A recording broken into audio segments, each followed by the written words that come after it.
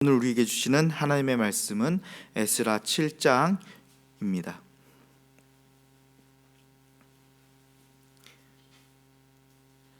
구약 719면에 있는 에스라 7장 6절에서 10절 말씀입니다. 에스라 7장 6절에서 10절 말씀을 한 절씩 교독하신 후에 마지막 절은 함께 읽겠습니다.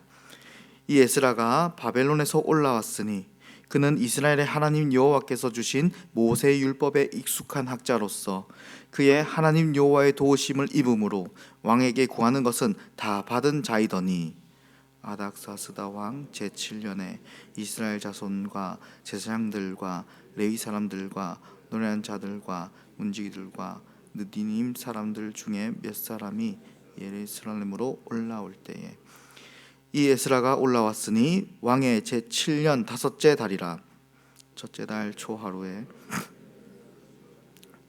하나님의 선한 손에 도우심을 입어 다섯째 달 초하루에 예루살렘에 이르니라. 함께 읽겠습니다. 에스라가 여호와의 율법을 연구하며 준행하며 율례와 규례를 이스라엘에게 가르치기로 결심하였었더라. 아멘. 에스라 1장부터 6장까지는 이 스룹바벨의 지도 아래 눈에 보이는 성전 건물이 재건되는 역사를 다루었다면, 오늘 본문 7장부터는 학사 에스라가 등장하여 눈에 보이지 않는 하나님의 백성의 영적 상태를 재건해 나가는 위대한 역사를 시작합니다. 사실 오늘날도 마찬가지이지만 이 구약의 역사를 잘 살펴보면 이스라엘 나라가 큰 위기에 빠지고 백성들이 큰 어려움을 겪는 것은 그 어떤 것보다 사실 하나님의 강력한 심판의 결과입니다. 다른 제국이 강력해서가 아니라, 아니면 외부적인 어떤 요소들이 큰 작용을 해서 이스라엘 나라와 백성들을 망하게 하지 않습니다. 가장 큰 위기는 늘 하나님의 심판이었습니다. 구약의 핵심 메시지는 하나님의 주권입니다. 살리기도 하시고 망하게도 하시는 것은 하나님이십니다. 외부의 어려움이나 유혹보다 훨씬 더 우리에게 치명적이고 직접적인 요인은 늘 우리를 향하신 하나님의 심판의 칼날입니다. 시대가 어떻고 나라가 어떻고 정치적으로 어떻고 누가 어떻게 하든 간에 그것들이 주는 모든 위기보다 우리에게 훨씬 더 크고 강력한 위기는 바로 우리를 보시는 하나님의 눈과 심판입니다. 시대적으로 국제 정세가, 지금 내게 주어진 환경이 이런 것보다 하나님은 너는 내 앞에서 행하여 완전하라, 온전하라 라고 명령하십니다. 그러므로 우리는 늘 하나님 앞에서 내가 어떤 모습인지가 가장 중요합니다.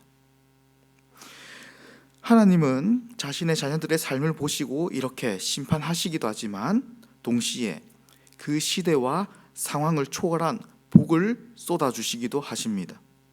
전 세계가 어렵고 모두가 어려운 상황 속에서도 하나님은 자신의 백성들이 말씀에 순종하여 살아갈 때에는 시대를 역행하는 복을 더하시기도 합니다. 그러므로 우리는 세상의 어떠함보다 늘 의식해야 하는 것은 지금 내가 하나님 앞에서 온전한가? 라는 질문을 던지며 스스로를 끊임없이 점검해야 할 것입니다. 오늘 본문에 등장하는 에스라가 바로 이렇게 철저히 하나님 앞에서 자신의 삶을 점검하고 세웠던 사람이었습니다. 에스라는 그저 이 골방에 앉아서 성경만 베껴 쓰거나 지식을 자기만 가지고 있는 그런 서생이 아니었습니다. 그는 당시 세계 최강대국이었던 페르시아 제국의 궁정에서 왕에게 직접 유다의 상황을 보고하고 전폭적인 지원을 이끌어낼 만큼 막강한 정치적 지위를 가진 인물이었습니다. 또한 그가 예루살렘으로 돌아오기 위해 걸었던 그 길은 무려 1500km에 달하는 험난한 사막과 강이었습니다. 수많은 무리와 막대한 재물을 이끌고 도적대와 야생 동물의 위협이 도사리는 그 죽음의 길을 4개월 동안이나 걸어서 무사히 유대 땅 예루살렘으로 도착했습니다.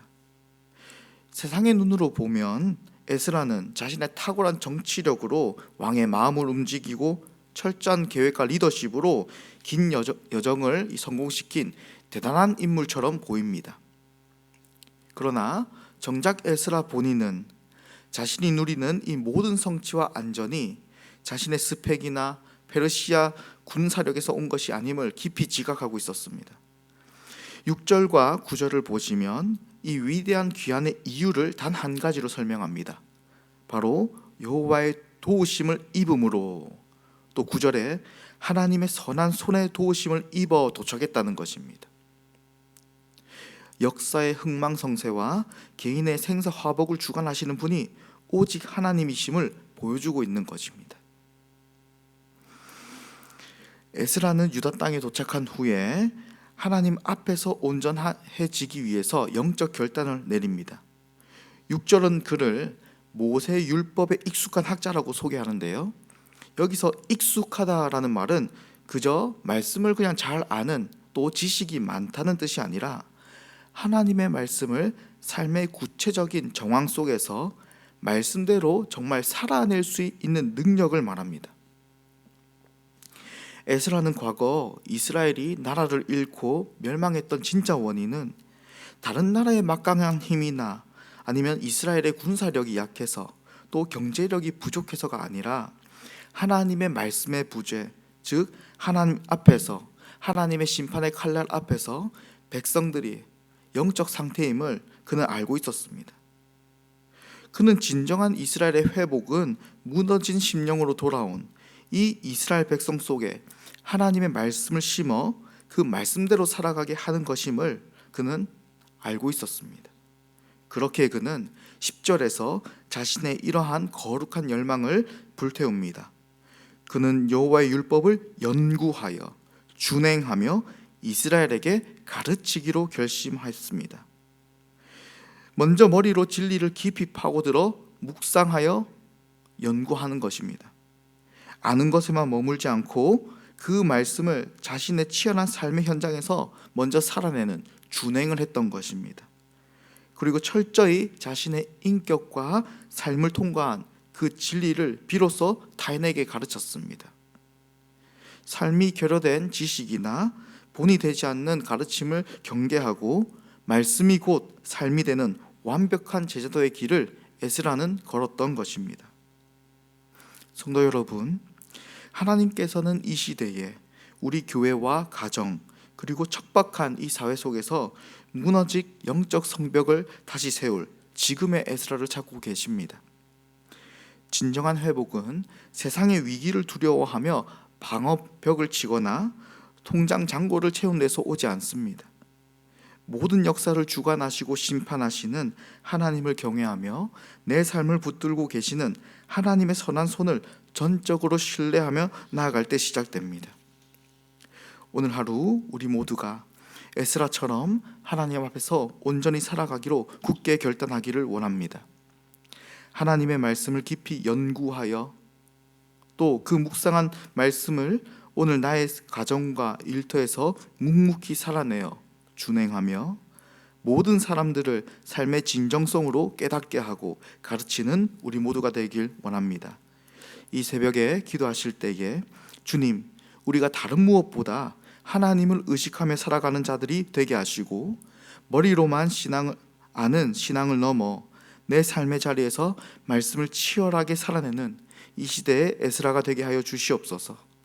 그리하여 하나님을 경외하며 순종하며 우리의 삶을 통해 우리의 자녀가 도전을 받고 이웃들이 살아계신 하나님을 찾고 하나님의 말씀을 듣게 되는 거룩한 축복의 통로가 되게 해달라고 부르짖는 이 새벽 시간이 되길 간절히 소망합니다.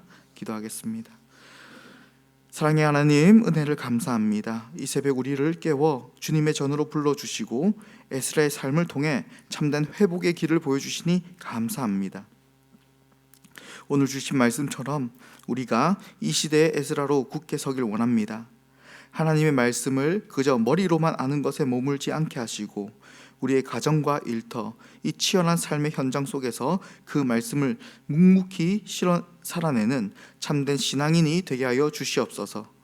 그리하여 부족한 우리의 순종과 삶의 향기를 통해 우리 자녀들이 거룩한 도전을 받게 하시고 세상의 이웃들이 살아계신 하나님을 보며 주님께 돌아오는 놀라운 역사가 있게 하여 주시옵소서.